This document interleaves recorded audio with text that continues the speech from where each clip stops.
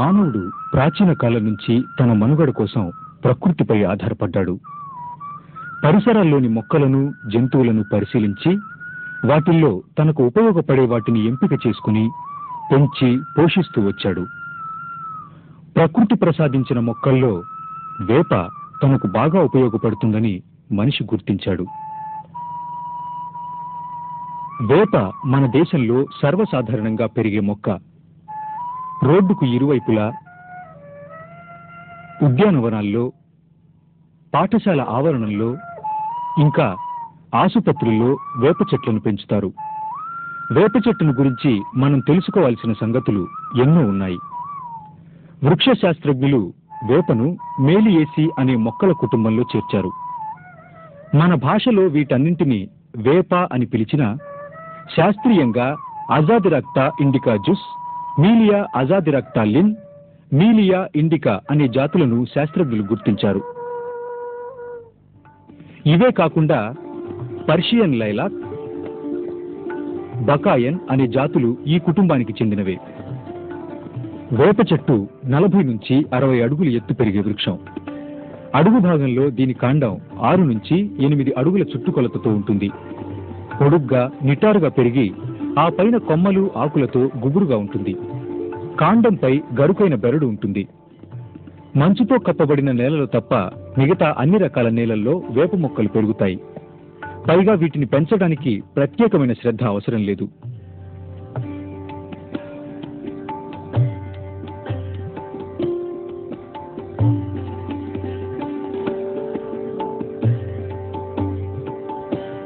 మన దేశ ప్రాచీన సంస్కృతికి అద్దం పట్టే ఇతిహాసాలు, ప్రబంధాలు మొదలైన ప్రాచీన గ్రంథాల్లో అనేక సార్లు వేప ప్రసక్తి ఉంది. సంస్కృత భాషలో వేపను నింబ అని అంటారు. వేపను కల్పవృక్షంగా కవులు వర్ణించారు. ఆయుర్వేద వైద్య గ్రంథాల్లో వేపను సర్వరోగ నివారిణి అని అంటారు. అంటే పలు రకాల రోగాలను నయం చేసేది అని అర్థం. ఆయుర్వేద, యునాని వైద్య విధానాల్లో వేప రసాన్ని కాన్స్టిపేషన్ అంటే మలబద్ధకం, డయాబెటిస్ అంటే మధుమేహం, ఇండైజెషన్ అంటే అజీర్ణం, స్కిన్ డిసీజెస్ అంటే చర్మ వ్యాధులు నయం చేయడానికి వాడతారు. వేప చెట్టు బెరడు, ఆకుల నుంచి తీసిన రసాన్ని చర్మ వ్యాధులు, కాలేయ సంబంధమైన వ్యాధులలో ఉపయోగించే మందుల్లో వాడతారు. చిన్నపిల్లలకు తట్టు, అమ్మవారు సోకినప్పుడు వేప ఆకులను చర్మంపై సున్నితంగా రాస్తారు. ఆ తరువాత వేప ఆకులు వేసిన నీళ్లతో స్నానం చేయిస్తారు. వేప ఆకులకు కీటకాలను దరిచేరనీయని గుణం ఉంది. అందువల్ల కొంతమంది వేప ఆకులను కీటక సంహారిణిగా ఉపయోగిస్తారు. ఆకులను పుస్తకాల్లో, బట్టల మధ్య ఉంచుతారు. బియ్యం పురుగు పట్టకుండా వేప ఆకులను వేస్తారు.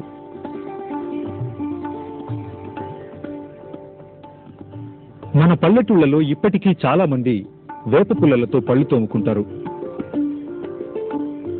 వేప పువ్వును కొన్ని రకాల వంటకాల్లో వాడతారు. డిస్పెప్సియా అనే అజీర్ణ వ్యాధిని నయం చేసేందుకు వేప పువ్వును వాడతారు. వేప పళ్ల గుజ్జు యాంటీసెప్టిక్ గా పనిచేసి మూత్ర సంబంధమైన వ్యాధులను నయం చేస్తుంది. వేపకు ఔషధ గుణం ఉంది. వేప నూనెకు క్రిములను, బ్యాక్టీరియాను నాశనం చేసే గుణం ఉండటం వల్ల కీటక సంహారిగా, క్రిమి సంహారిగా పనిచేస్తుంది. కొందరు వేప నూనెను తమ పెంపుడు కుక్కల చర్మంపై మర్దన చేసి పేలు, చర్మ వ్యాధులు రాకుండా నివారిస్తారు.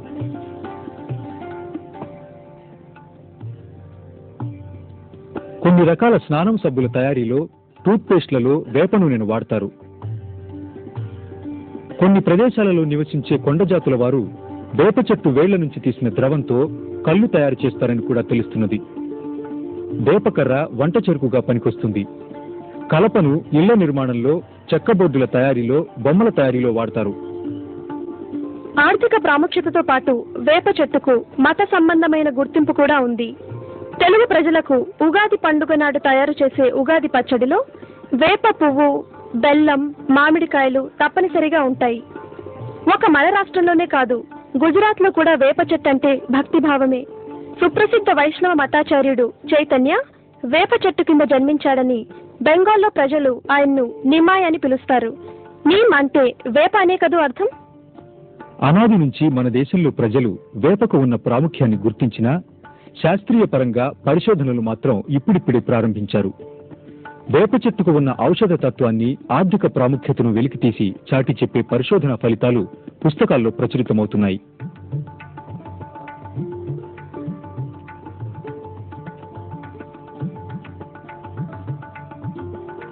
అజాడిరాక్టిన్ అనే రసాయన పదార్థం వేపలో ఉంది. ఆకుల నుంచి, పళ్ల నుంచి, విత్తనాల నుంచి ఈ పదార్థాన్ని వేరు చేసే ప్రయోగాలు ఎన్నో జరుగుతున్నాయి. వేప నూనెతో, పిప్పితో వ్యవసాయదారులకు అందుబాటులో ఉండే కీటక సంహారి, క్రిమి సంహారి మందులను, ఎరువులను తయారు చేస్తున్నారు.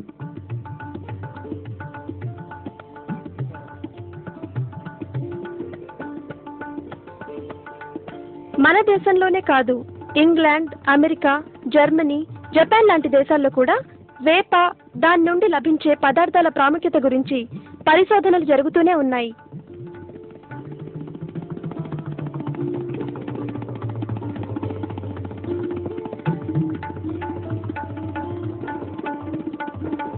వేప గింజల పొడితో నీటి కాలుష్యాన్ని తగ్గించవచ్చట. వేప నూనెను దోమలను పారద్రోలడానికి వాడవచ్చట. ఒక మాటలో చెప్పాలంటే వేప చెట్టు మనుషుల పాలిటి కల్పవృక్షం. వేపపై పరిశోధన సాగిస్తున్న శాస్త్రవేత్త డాక్టర్ ఏవి భవానీ శంకరం గారి మాటల్లో దాని ప్రాముఖ్యత విందాం.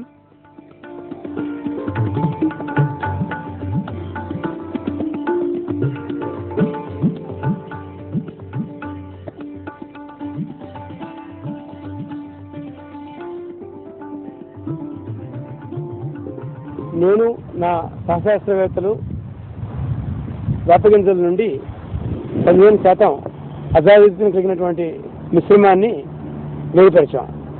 దీన్ని ఫార్ములేట్ చేసి ఆ ఫార్ములేషన్ని జొన్న పంట మీద ఇక్రిసాట్లో అక్కడ నా సహశాస్త్రవేత్తలతో కలిసి జొన్న పంటని పాడు చేసే పురుగుల్ని నుంచి జొన్న పంటని కాపాడడానికి ఉపయోగం జరిగింది. దానివల్ల మంచి ఫలితాలు లభించాయి. అట్లే ఈ ఫార్ములేషన్ని కూరగాయలైనటువంటి టమాటో, క్యాబేజ్, వంగ మొదలైన కూరగాయలు, ప్రత్తి, వరి, పండ్ల మీద కూడా పరిశోధనలు జరిపి వాటిని పాడు చేసే పురుగులను కూడా ఈ ఫార్ములేషన్ నిరోధించగలదని రుజువు చేశాం. దీనికి సంబంధించినటువంటి టాక్సికాలజీ కూడా జరపబడింది. ఈ పదార్థాన్ని ఎక్కువ స్థాయిలో, ఫ్యాక్టరీ స్థాయిలో తయారు చేయడానికి కావలసినటువంటి ప్రణాళికలు జరుగుతున్నాయి. మేము దానికోసమని ఒక పైలట్ ప్లాంట్ని నిర్మించడానికి ఉద్యుక్తులై ఉన్నాం. మామూలుగా బజార్లో దొరికే నూనెకి దీనికి తేడా చూడండి. దీంట్లో చేదు ఏమాత్రం ఉండదు. ఇది ఆహార పదార్థాల కింద కూడా వేసే నూనె వలె దీనికి కావలసిన పోషక విలువలు ఉన్నాయి. ఇదే పద్ధతిగా అది తీసేసినటువంటి వేపపిండి కూడా కొంచెం కూడా చేదు ఉండకుండా మనం అనేక పోషక విలువలు కలిగి తినడానికి ఉపయోగించే పరిస్థితిలో ఉంది. మేము చేసినటువంటి ఫలితాల వల్ల వేప గింజల నుంచి కానీ, ఈ వేప పప్పు నుంచి కానీ, ఈ తిండికి ఉపయోగించేటువంటి నూనె, తిండి, క్రిమి సంహారక మందుల్ని మూడింటిని కూడా తయారు చేయవచ్చని రుజువు చేశాం.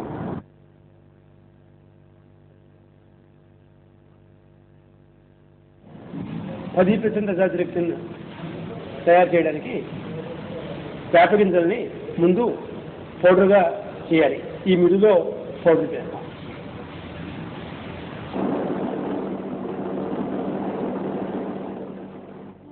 ప్రభుత్వ సంస్థలే కాకుండా ప్రైవేటు సంస్థలు కూడా వేప ఆర్థిక ప్రాముఖ్యతను గుర్తించి భారీ ఎత్తున వేప గింజల నుంచి నూనె, పిండి, క్రిమిసంహారక మందులు మొదలైన వాటిని ఉత్పత్తి చేస్తున్నాయి. ఆముదం ఇంకా అనేక పంటలను నాశనం చేసే బొంత పురుగులు, దాసరి పురుగులు లాంటి అనేక క్రిమికీటకాలు రైతులకు ఎంతో నష్టం కలిగిస్తాయి.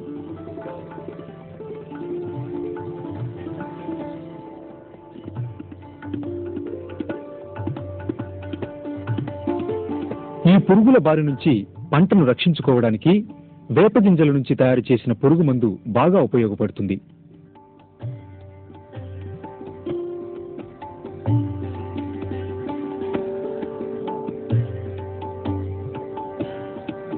ఈ మందును ఉపయోగించి వరి, ప్రత్తి లాంటివే కాకుండా అనేక రకాల పంటలను క్రిమికీటకాల నుంచి రక్షించుకోవచ్చు.